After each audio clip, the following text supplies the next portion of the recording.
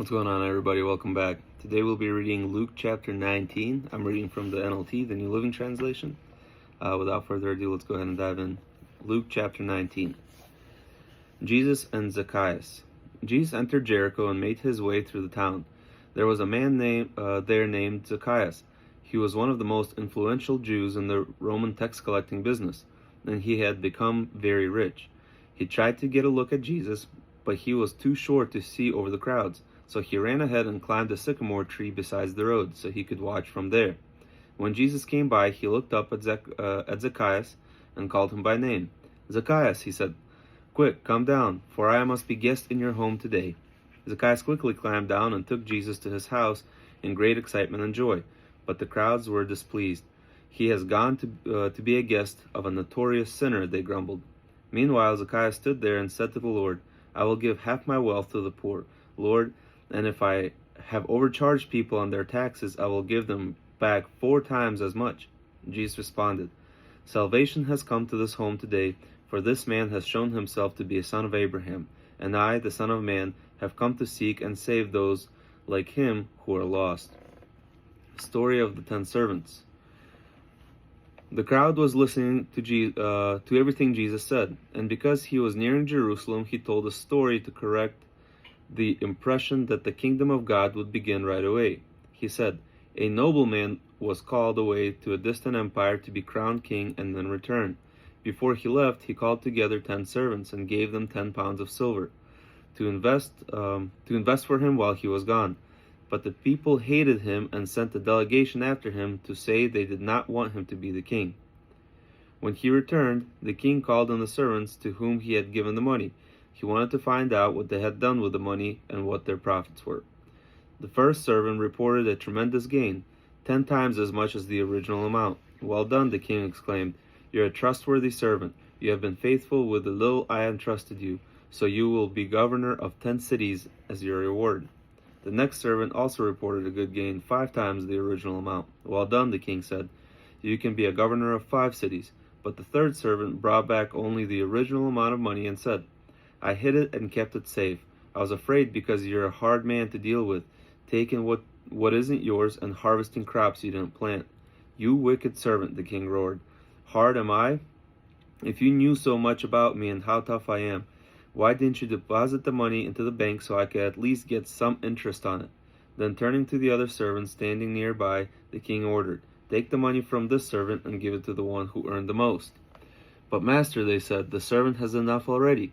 'Yes,' the king replied, 'but to those who use well what they are given, even more will be given. But from those who are unfaithful, even what little they have will be taken away. And now about the enemies of mine who didn't want me to be the king. Bring them in and execute them right here in my presence.'" So kind of a little breakdown of the story. So what is he referencing to, right? So the gifts that you have in order to spread the gospel, right? God gave you those gifts in order to spread the gospel, in order to go and bring other people into him, right? Just pretend like the silver is the people, right? So what can you bring back to him? If you don't bring nothing, if you just hide your talents, hide whatever it is that your God blessed you with, you never show its face, then of course, what's the point of you having all those blessings? So if you do have something that you're good at, whether it's singing or helping out others, helping the poor, volunteering, maybe you're strong and you can help people build something, people that are in need. Whatever your skill might be, whatever your talent might be, use it for the glory of God, right? And then those people that were against him, at the end, they're going to get executed, just like on Judgment Day. People that never accepted Christ, that who hardened their own hearts to the point to where they just completely and fully disregard the truth, right? Those people will be judged in the end. All right, the triumphant entry. After telling this story, Jesus went on toward Jerusalem, walking ahead of his disciples as they came to the towns of Bethphage and Bethany on the Mountain of Olives. He sent 2 disciples ahead. "Go into that village over there," he told them, "and as you enter it, you will see a colt tied there that has never been ridden. Untie it and bring it here. If anyone asks what you are doing, just say, 'The Lord needs it.'" So they went and found the colt just as Jesus said. And sure enough, as they were untying it, the owners asked them, "Why are you untying our colt?" And the disciples simply replied, "The Lord needs it." So they brought the colt to Jesus and threw their garments over it for him to ride on. Then the crowd spread out their coats on the road ahead of Jesus. As they reached the place where the road started down from the Mountain of Olives, all of his followers began to shout and sing as they walked along, praising God for all the wonderful miracles they had seen. "Bless the King who comes in the name of the Lord. Peace in heaven and glory in the highest heaven." But some of the Pharisees among the crowd said, "Teacher, rebuke your followers for saying things like that." He replied, "If they kept quiet, the stones along the road would burst into cheers." So one of the things, this is one of the prophecies that was, another prophecy that was fulfilled from long ago, right? We'll read about that later on once we reach into the Old Testament. But him riding in on a colt, that was a prophecy. And for religious leaders and for the Pharisees, the ones that are supposed to be studying that stuff and know it by heart, they should have seen what is happening. They should have seen all the miracles. They should have seen all the prophecies being fulfilled, including this one. And as they're seeing this prophecy being fulfilled, they're still so hard-hearted that they're refusing to acknowledge the truth of what's actually happening. So all of his followers and stuff like that, they started praising God as he was walking down, right? And Jesus said, "I promise you right now, even if I made these people stop, these stones would sing, because I am the Messiah. I am the Son of God. I am God in human flesh. I'm coming in of what is written about me, thousands of years ago." However, the Pharisees still refused to see that. Anyways, let's continue. Jesus weeps over Jerusalem. And I think some people think that Jesus was weeping when he was entering Jerusalem because he knew what was happening, what was about to happen. Other people think that he was weeping because all these prophecies, like, these are his chosen people, right? The Israelites, they should have known what to look for. They should have known the signs, and he fulfilled all those signs, including the one riding in on the colt into the city, right? And some people believe that that is why he is weeping. And I mean, I side with that idea that he's probably just weeping over Jerusalem because, like, come on, you guys, like, here's your sign, like, sign after sign after sign. You are my chosen people. Like, how are you not seeing this? Anyways, let's continue. But as they came closer to Jerusalem and Jesus saw the city ahead, he began to cry, "I wish that even today you would find the way of peace.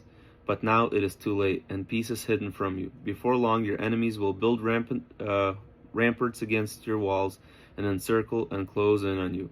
They will crush you to the ground, and your children with you. Your enemies will not leave a single stone in place, because you have rejected the opportunity God offered you." Jesus clears the temple. Then Jesus entered the temple and began to drive out the merchants from their stalls. He told them, "The scriptures declare, my temple will be a place of prayer, but you have turned it into a den of thieves." After that, he taught daily in the temple, but the leading priests, the teachers of religious law, and other leaders of the people began planning how to kill him. But they could think of nothing, because all the people hung on every word he said. So why did Jesus drive out the people, or these merchants, from the temple? So the way the temple was built, right, you had your holy of holy places, which is where God's presence resided. You had your holy place. That's where a lot of the priests and stuff like that, they could go and do all their preparations, right? Then you had another part outside of the temple to where all the men could come in, the Jewish men could come in, and they could watch what the priests are doing. Outside of that, you had the women's court, right, which all the Jewish women could go into. They couldn't go past that, and they could see and be in the presence of God and stuff like that. And then outside of that, that was the Gentile court.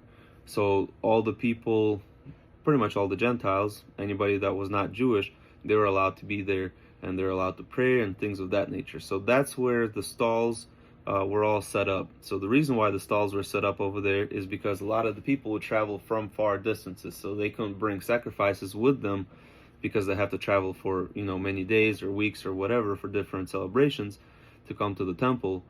So they would sell different things like doves over in that Gentile court. And also there would be money exchangers. because the temple would use their own specific currency that is only for the temple. So you would exchange the money there. And obviously the prices were way jacked up, and people were taking advantage of it, right, for their own profit. So Jesus was very upset because they were filling up a place where even the Gentiles were supposed to pray and worship God. But instead, it was filled with all these, merchants and stuff like that. So Jesus got upset. He flipped them all over, all the tables over, and he was like, "Get out of here! This is the house of prayer. It's not supposed to be for you. You made it into a den of thieves." Anyways, that's it for chapter 19, you guys. If you stuck around this long, thank you so much. Next, we'll be reading Luke chapter 20. I hope I see you there. As always, I love you. God bless you and your families, and take care.